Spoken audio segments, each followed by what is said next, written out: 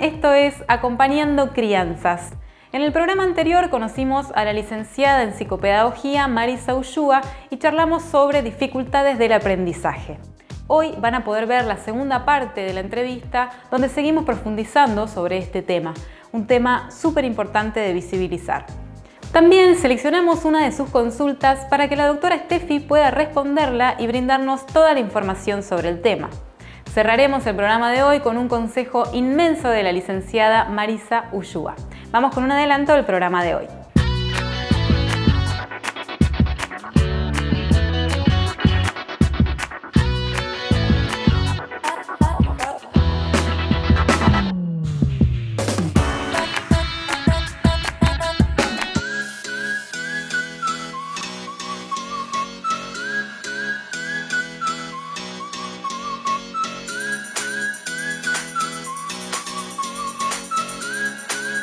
Ahora sí, vamos con la segunda parte de la entrevista con la licenciada Marisa Ullúa.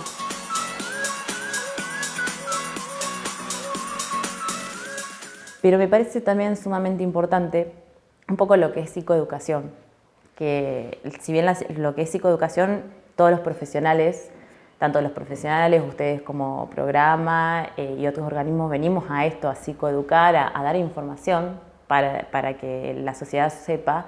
Me parece un poco también importante lo de psicoeducación para acompañar a las familias, porque no todas las familias saben, hay muchas familias que están muy ocupadas porque tienen mucho trabajo y no tienen tiempo para ponerse con este niño a hacer la tarea, entonces ¿cómo yo me doy cuenta si yo tengo que trabajar 12 horas? Entonces ahí creo que hay un lugar muy importante de la psicoeducación. Por otro lado también parece importante sumarle que en La Pampa ya hace no sé si más de un año hay un grupo de padres, de madres y familiares, que se llama MAPA, que ellos vienen a hablar un poco de las dificultades de aprendizaje, hablar e informar y nada, pedir un poco de esto, de acompañar a estos niños, a estos adolescentes y adultos también en este transcurso, digamos, de toda su vida, no solamente de la trayectoria escolar o la trayectoria específica académica de lo que es la escuela, sino también en su vida personal, en lo social, en lo laboral. Que pasa que al no saber lo que es una dificultad de aprendizaje nos encontramos con adultos de nuestra edad, de que hoy, de a poquito, y específicamente en La Pampa, al empezar a escuchar sobre estos temas, decir, bueno, ¿qué es la dificultad de aprendizaje? Bien, ¿cuáles son los síntomas? ¿Cuál es este lugar? Decir, bueno, a mí me pasó siempre. A mí me costó la universidad, a mí me costó el secundario, a mí me costó ¿y por qué? Y a mí se me mezclaba esto y me pasaba esto. Y está pasando mucho que gracias a esta psicoeducación que yo digo que es sumamente importante, le está pasando a chicos de la secundaria, le está pasando a chicos que están estudiando y a gente adulta como nosotros decir, ya me pasó siempre esto, yo siento esto y el acercarse a distintos profesionales decir, bueno, siempre me costó mucho. Obviamente esa gente adulta o lamentablemente al no tener las herramientas de estrategia ha sido expulsado en distintas áreas de su vida. O otra gente ha podido hacer esta metacognición de decir, bueno, yo aprendo de esta manera y estas son mis estrategias para aprender y ha podido, digamos, salir a la vida porque ya sabe cómo acceder a eso. Pero yo creo que es sumamente importante, MAPA viene un poco a esto, a informar, también porque han sido padres que les pasó lo mismo, que se encontraron solos, que se encontraron totalmente desinformados y decir, bueno, esto existe, esto es así. Necesitamos esto para obviamente darle todas las herramientas y toda la estrategia a nuestros hijos, pero también para que se difunda, para que la sociedad sepa y para poder acompañar a las personas, porque en sí es acompañar y darle lo mejor a todas las personas. Hablamos de dificultades de aprendizaje, como podemos hablar de trastorno del neurodesarrollo, que hay un montón, y nada, yo creo y considero que esto que hacen ustedes, que también es psicoeducación, es sumamente importante para que la gente sepa y para que las personas sepan la sociedad y que diga, bueno, esto existe, ¿qué es? Porque pasa mucho de o un poco de nuestra profesión también, pasa mucho de ¿qué hace un psicopedagogo? ¿Y qué es el psicopedagogo? ¿Y qué trabaja con niños? ¿Y trabaja con adultos? Pasa también con esto de ¿qué es una dificultad de aprendizaje? ¿Qué es un trastorno de neurodesarrollo?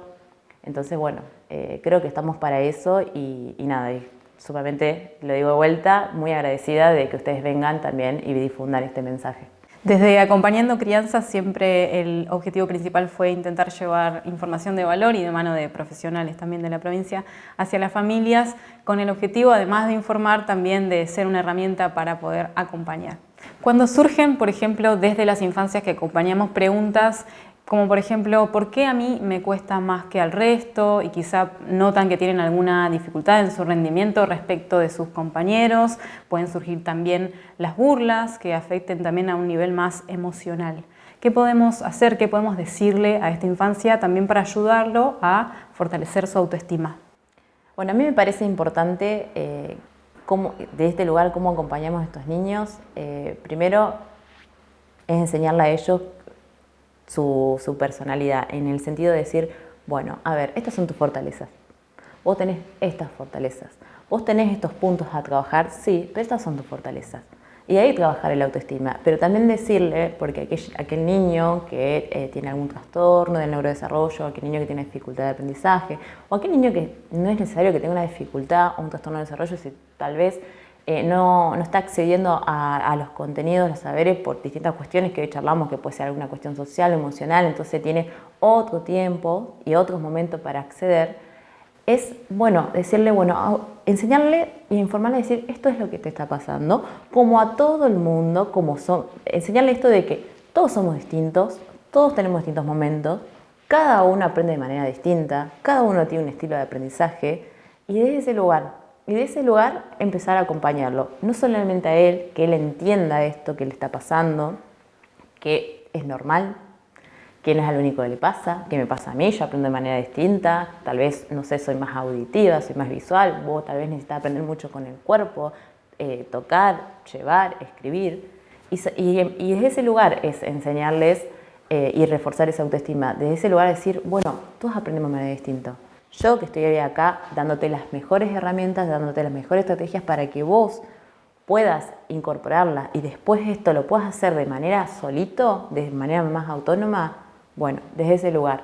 No solamente al niño, esto tiene que pasar a nivel grupal, a nivel áulico, a nivel sala, a nivel aula, que todos, porque no solamente es aquel niño que tal vez necesita una estrategia o una accesibilidad o un apoyo para poder acceder a este texto, para poder acceder al video o al audio. No es solamente eso, sino es como enseñarle, digamos, al grupo, porque también, ellos tienen, nos pasa mucho que siempre apuntamos a el chico que tiene dificultad. Y todos aprendemos de manera distinta y todos necesitamos distintos apoyos y tal vez por a veces apuntar mucho a aquel chico que tiene dificultad, no nos centramos o no podemos mirar a aquel niño que lo necesita porque emocionalmente le pasó algo, porque socialmente a nivel familia, a nivel amigos le pasó algo y no está pudiendo. Entonces yo creo que enseñarles a todos, a los docentes, a las familias, a este niño, a los profesionales, al equipo directivo, es esto de empezar a desconstruir un montón de ideas erróneas, de mitos erróneos y empezar a construir el lugar de la empatía y de la paciencia. Y siempre es del amor. Pero es un puesto de ponernos en el lugar del otro, de saber que somos todos distintos, que todos pensamos distinto, que todos aprendemos distinto. Entonces, si hay distintas maneras de aprender, hay distintas maneras de enseñar. Entonces no va solamente en ese niño para reforzar su autoestima, sino en sus compañeritos, en la familia, en el vecino, en el del kiosco, el de la veterinaria, el de la farmacia, en todos. No te vayas, que enseguida volvemos con más Acompañando Crianzas.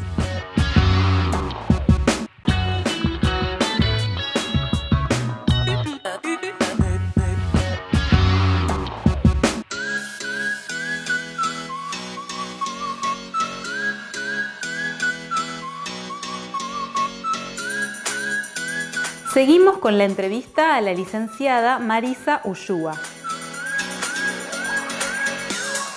¿Qué es el trastorno por déficit de atención e hiperactividad? Bueno, es un trastorno del neurodesarrollo que tiene diversos síntomas. Por un lado, lo que es hiperactividad, impulsividad y dificultad en la atención. Bueno, estos síntomas pueden aparecer, los tres, o en un niño, una persona, o adolescente o adulto, o puede tener no los tres, sino tal vez sea más impulsivo, hiperactivo, pero la atención no está afectada, o puede ser la atención, pero no es hiperactivo. Entonces, bueno, lo que hay que ver son que estos síntomas que aparecen perduren en el tiempo, mínimo 6 meses, siempre eso es lo que hay que observar. Hay que observar Este trastorno afecta mucho en el desarrollo de la persona, pero no solamente en el ámbito educativo, sino en el ámbito social, en el ámbito laboral, en todos los ámbitos. Entonces uno tiene que empezar a observar estos síntomas en estos distintos ámbitos y cómo va afectando. Se empieza a observar a los 2 años, se empieza a observar a los 3, a los 4, a los 5, en inicial, en primaria, en secundaria, también en la parte de cuando somos adultos, cuando estamos en la universidad, en la parte laboral. O sea, vas observando como de estos síntomas distintos indicadores en estos ámbitos. Algunos síntomas más notorios que nosotros podemos ver, tanto en el ámbito educativo como en la parte familiar o con los amiguitos, es esto de hay algunas dificultades para poder relacionarse con un par, para poder relacionarse con un grupo, en los juegos, en juegos no solamente digamos el juego de un deporte, sino un juego de mesa, sus tiempos atencionales, según el síntoma, obviamente, como dije hoy, a veces aparecen los 3, a veces no aparecen los 3 y capaz que son 2, pero sus tiempos atencionales son muy cortos, entonces también las actividades tienen que estar pensadas tanto en casa como en la escuela, que sean con tiempos corto, breve y con periodos, digamos, de descanso para hacerlos pasar de una actividad a otra.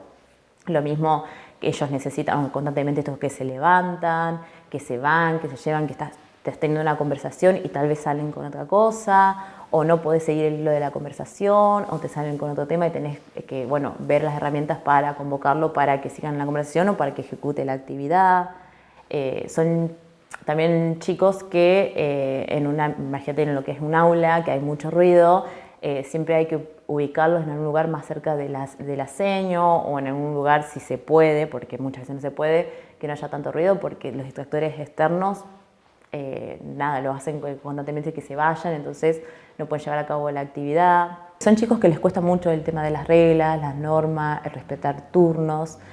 Son muy impulsivos en ocasiones, esto de decir sin pensar o actuar sin pensar, entonces bueno, en ocasiones esto con un otro, que todos vivimos en sociedad, vivimos en grupo, muchas veces lleva a el choque, el roce o este vínculo que tal vez cueste un poquito más con el par. ¿Cómo se puede llegar a un diagnóstico? Bueno, ¿cómo se llega a un diagnóstico? Hay distintos caminos, muchas veces se pueden ir intercambiando, no es que es una cosa muy fija y lineal. Nosotros como psicopedagogos empezamos a evaluar, tomamos distintas escalas o baterías que son bastante completas, que evaluamos lo que son funciones cognitivas. Según esos resultados, seguimos tomando test estandarizados que van evaluando esa función cognitiva que dio descendida con respecto a su edad. Tomamos también técnicas proyectivas, hay muchos cuestionarios también, pero no solamente en la parte privada, sino también se recolecta mucha información desde educación, los docentes, el equipo de apoyo de inclusión y demás, todo lo que ellos observen en ese ámbito también. Y más allá de los test es la observación clínica, la observación del chico, de cómo responde, cómo comprende, de qué necesita para poder acceder a esta pregunta que yo le estoy tomando.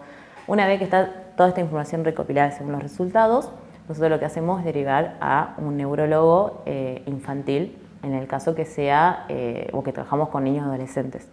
En el caso de adultos les derivamos a un neurólogo, que son ellos que diagnostican si hay un trastorno del neurodesarrollo y específicamente un trastorno de déficit de atención e hiperactividad.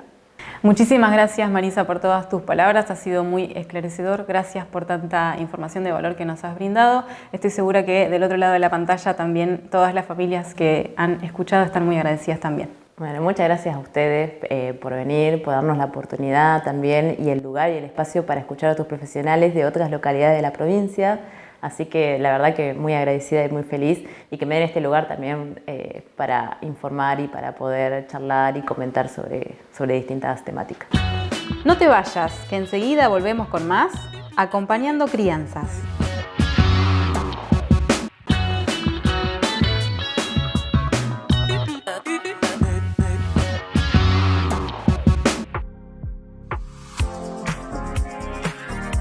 Esta pregunta me llegó y en este plano me siento súper cómoda porque, bueno, aparte de pediatra, hago alergia.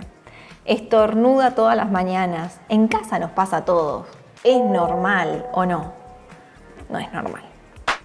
¿Tenemos una hora para hablar de este tema o lo tengo que hacer rapidito? Yo porque, viste, este tema podría hablar. No es común que nadie estornude todas las mañanas. Sí pasa que cuando a uno en la familia le pasa, es como frecuente que otro le esté pasando lo mismo porque viene más o menos parecida la información genética de esos integrantes de la familia. Pero bueno, vamos a desarrollar un poquitito más. Los estornudos frecuentes se dan porque generalmente tenemos inflamada la mucosa de la nariz. Nosotros en la nariz tenemos en unos costaditos acá algo que se llama cornetes. Esos cornetes se inflaman y hacen que tengamos síntomas tipo de agüita por la nariz, estornudos, picazón de nariz, picazón de ojos, picazón de garganta. Son síntomas frecuentes de algo que llamamos rinitis. Si es rinitis alérgica o no es rinitis alérgica, lo vamos a saber un poquitito más adelante cuando estudiemos a esa persona, si necesitamos estudiarla. No es frecuente estornudar todas las mañanas. Sí pasa muchas veces que uno como adulto medio que se acostumbra y lo toma como algo frecuente. Estornudo 5 veces y arranca mi día, es como si nada. Bueno, pero no es normal. Yo no estornudo todas las mañanas. No me encuentro con mucha gente en consultorio y la mayoría no estornudan todas las mañanas. Sí los alérgicos, sí los que tienen rinitis. ¿Y qué tipos de rinitis tenemos? Un montón, pero dentro de las alérgicas hay muchas que al respirar, por ejemplo, somos alérgicos a los ácaros. Si somos alérgicos a los ácaros, en la época ahora que empieza frío, encerrados en casa y estamos como con menos ventilación, el ácaro se reproduce. El ácaro vive adentro de la casa, es el polvo de la casa y aunque tengamos la casa impoluta, perfecta, súper limpia, el ácaro se reproduce igual. Hay un montón de productos que los eliminan en aerosol, muchos de ellos. No los eliminan del todo, matan al ácaro y hace que no se sigan reproduciendo, pero no los eliminan del lugar. Entonces, si nosotros los respiramos muertos a los ácaros, nos dan síntoma igual. Entonces, la mejor forma de controlar, por ejemplo, una persona que tiene alergia a ácaros es ventilando la casa, lavando las cortinas que son de tela, cambiando las sábanas y los acolchados frecuentemente. Y una de las cosas que recomendamos siempre es la ropa de invierno que vamos a sacar, lavarla antes de usarla. Entonces, de esa manera, si quedaron algunos bichitos ahí reproduciéndose durante todo el verano, los eliminamos en ese lavado. El ácaro lo mata el frío extremo y el calor extremo. A veces lavar las cosas con agua caliente no lo hacemos porque se nos achican y después, aparte de que los chicos crecen, no le van a entrar porque se lo estamos achicando porque lo lavamos con agua caliente. Entonces lo que se puede hacer es ese busito abrigado o ese buzo del colegio que tiene que volver a usarlo, ponerlo en el freezer, en una bolsa negra, lo meten en el freezer y matamos los ácaros de esa manera y después los secamos al sol. Entonces le damos con las dos partes, frío extremo, calor del sol. Y después lo lavamos, empieza la vida común de que van al cole, lo lavamos y siguen así las semanas. Pero sí, si lo vamos a sacar del ropero o está guardado con otras cosas más abrigadas y donde hay más lana, donde hay más tejido, hay más riesgo todavía de que se reproduzcan más los ácaros. Entonces siempre lavarlo antes de usarlo. Este fue un ejemplo con los ácaros, porque estamos en un momento en donde los ácaros hacen de las suyas, pero puede pasar con el pelo del perro, puede pasar con el pelo del gato, puede pasar con hongos, como por ejemplo la alternaria, que es el hongo que vuela cuando hay viento, y acá en La Pampa sí que tenemos viento, pero pasa un poquitito más adelante. Julio, agosto, septiembre tienen más síntomas esas personas alérgicas a la alternaria, por ejemplo. Y después hay gente que tiene más alergias o más síntomas alérgicos respiratorios en primavera.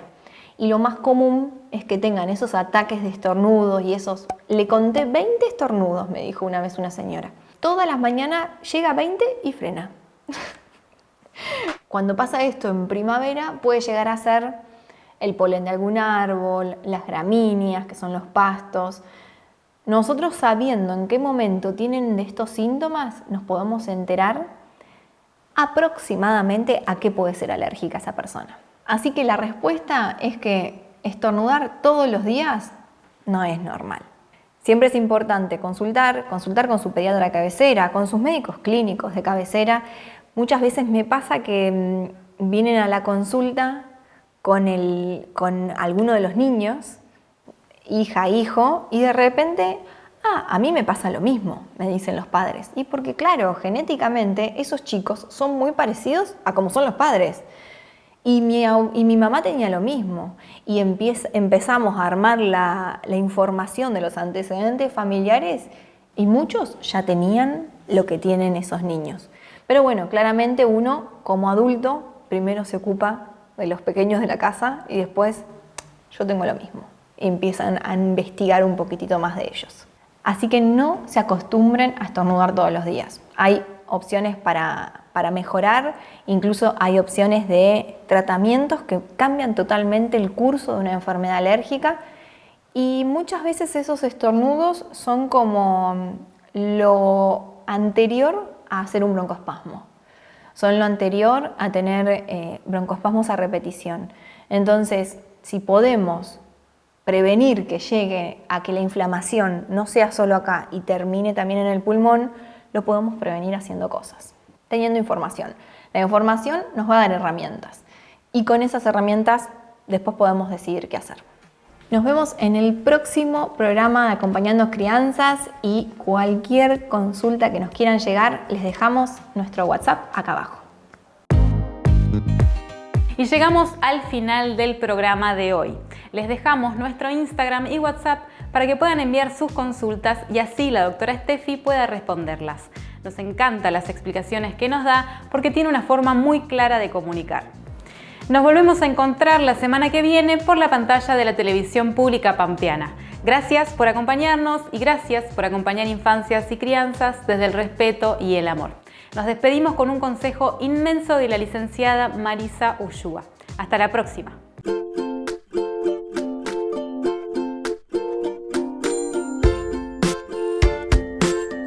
Mi consejo inmenso es: no hay una sola manera de aprender, por lo tanto no hay una sola manera de enseñar.